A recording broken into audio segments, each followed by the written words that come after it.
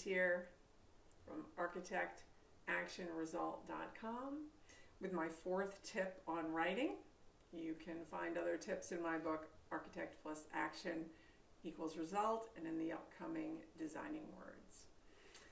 So this tip, number 4, is a picture is not always worth 1,000 words.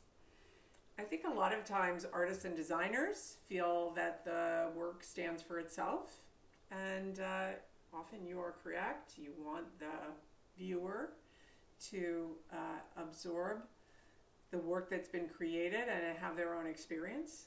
But if you're explaining this work or need to describe this work to others as part of writing any story related to your work or your practice, then the picture is really not going to stand alone. But I also caution you, and an important part of this tip is that 1,000 words is not usually worth 1,000 words. And in my book, I actually think I take about 550 words to explain this concept. So bear with me a minute here. Typically, when we write our first draft, we're going to have a lot of language. And it's up to us to get that down to its essence. And there are many ways to do this. For those who are familiar with the esteemed American author George Saunders, he has a great method of cutting down words.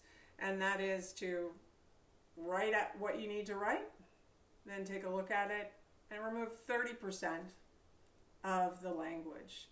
And I recommend doing this following, I think it's tip number 3, hear your own voice by reading it aloud. But just read it on the page, find out everything extraneous, take it out, and don't lose the essence of the piece. And then once you've done that, go back and cut another 30% out. And you will find that you can preserve the meaning of your writing with fewer words than you imagined.